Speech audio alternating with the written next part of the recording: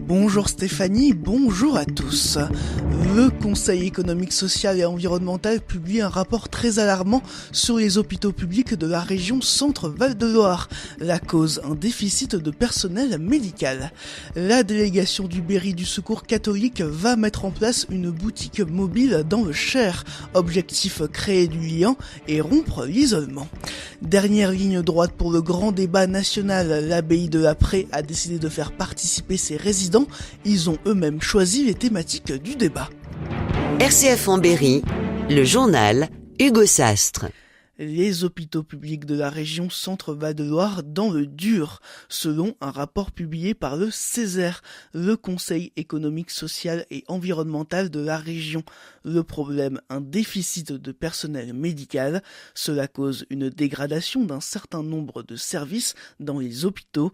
La région Centre-Val de Loire fait figure de très mauvais élèves par rapport aux autres régions de France, pour Éric Chevet, président du CESER, au micro de Guillaume Martin de Guéret.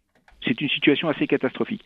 Là, c'est clair, nous sommes, suivant les départements, 30 à 33% en dessous de la moyenne nationale en professionnels de santé, médecins et médecins spécialistes. L'Indre-et-Loire mis à part, grâce à la présence du centre hospitalier universitaire, tous les autres départements sont en fort déficit et la région au global, par elle-même, est la dernière région de France en termes de démographie médicale. À ce titre, d'ailleurs, la première chose que nous demandons, nous, aux autorités, c'est de respecter la Constitution et l'égalité de l'accès aux soins sur l'ensemble du territoire. En difficulté sur le plan de la santé, le Berry ne fait pas exception.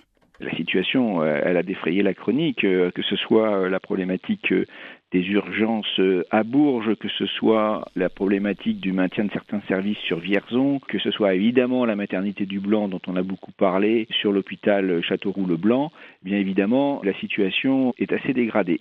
Cette situation a des conséquences aussi sur l'espérance de vie, tout simplement, des citoyens, qui n'est pas la même dans le sud de la région que sur l'axe ligérien ou dans le nord. Ça se voit quand même concrètement sur des courbes d'espérance de vie, donc ce qui prouve quand même qu'on a nécessité de prendre en compte toutes ces désorganisations du territoire. Le CESER demande à la région un plan d'urgence et veut organiser des états généraux de la santé. Nous sommes revenus plus en détail sur l'état des hôpitaux en région Centre-Val de Loire dans nos 3 questions à ce matin à 7h40. Interview d'Éric Chevet à retrouver sur rcf.fr. Et puisque l'on parle santé, le rendez-vous entre des représentants du centre hospitalier du Blanc et Agnès Buzyn, la ministre de la Santé, a été reporté. Hier, la délégation blancoise avait organisé une conférence de presse. Plus que la maternité du Blanc, il souhaitait parler de l'avenir de l'établissement. Reste désormais à connaître la nouvelle date pour rencontrer la ministre. Un exercice de sûreté nucléaire au centre nucléaire de production d'électricité de Belleville-sur-Loire. Il se déroulera les 3 et 4 avril prochains. Objectif, tester l'organisation de crise pour assurer la protection de la population. Cette population recevra après l'été un document permettant d'expliquer les réflexes à avoir. De l'iode sera même distribué aux habitants situés entre 10 et 20 km de la centrale. Roulons cœur, roulons fringues. Cette devise sera inscrite sur le camion du Secours catholique du Berry. L'association lance une boutique mobile. Elle va déambuler dans le département du Cher et sera présente sur 9 points de rencontre autour de Vierzon, Bourges, Saint-Florent et Mehun-sur-Yèvre. Des vêtements seront en vente, mais l'idée est avant tout de rompre l'isolement des personnes et de créer du lien. Ces 4 zones ont été choisies, c'est parce que le Secours catholique dispose d'équipes sur le terrain. Emmanuelle Jabodon, animatrice référente du projet, au micro de Guillaume Martin de Guéret. Et donc c'est autour de ces 4 équipes locales que le projet va vivre, puisque l'idée étant que ce sont des bénévoles de proximité qui connaissent le terrain, puisque c'est à proximité de leur lieu d'intervention initial, qui vont pouvoir aller animer la présence de la boutique mobile auprès des personnes qui pourraient et d'une avoir un besoin vestimentaire, mais surtout un besoin de rencontre. Nos équipes devaient faire une évaluation de leur impact et de l'environnement dans lequel elles évoluaient. Et puis elles ont pu constater que c'est pas parce qu'on avait des lieux d'accueil présents que les personnes en situation d'isolement venaient nous rencontrer. Et on s'est dit qu'on passait à côté un petit peu de nos objectifs. On s'est dit qu'utiliser le vêtement comme prétexte à la rencontre pouvait être une solution. Et donc aujourd'hui, le projet est prêt à prendre la route puisque le secours catholique est équipé maintenant d'un petit fourgon. Ce petit fourgon sera sur le secteur de Saint-Florent pour sa première sortie le 12 avril, à Rosières, route de Lunerie de 9h30 à midi et à Charost, place du Château de 13h30 à 16h. Une soixantaine d'élèves du lycée Jean Giraudoux de Châteauroux se sont mobilisés hier contre la suppression prévue d'un poste de professeur d'espagnol dans l'établissement. Les lycéens pointent du doigt une décision budgétaire. Cette décision dégraderait leurs conditions de travail. Ils craignent d'être handicapés pour le bac. Cette mobilisation fait suite à celle de lundi après-midi où une vingtaine de professeurs étaient en grève. Eux ne font pas grève, mais vont quand même être mobilisés. Dans le Cher, les lycéens se préparent au débat proposé par le ministre de l'Éducation nationale vendredi sur le climat.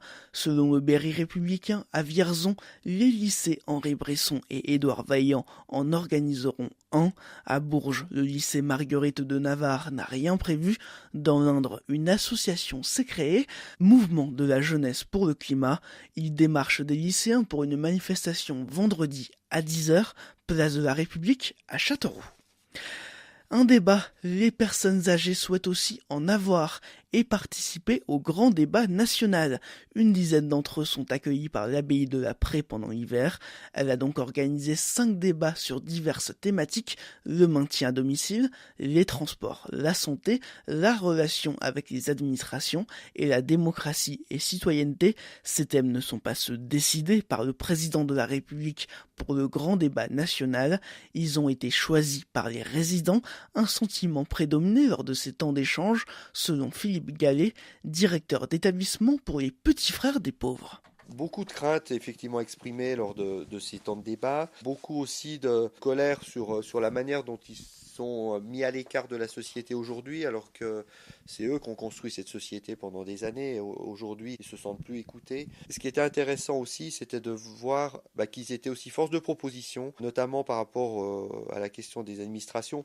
Ce qu'ils demandent vraiment, c'est d'avoir un guichet unique, un lieu en mairie qui est vraiment la proximité pour eux, pour pouvoir faire toutes les démarches administratives qu'ils ont à faire. En vieillissant et du fait de l'évolution de nos technologies, ils sont encore plus mis à l'écart qu'auparavant. Au niveau des démarches administratives, au niveau des déclarations d'impôts, tous ces actes qui sont aujourd'hui faits par Internet font qu'ils sont encore plus exclus que le reste de la population. Le grand débat national doit se terminer le 15 mars prochain.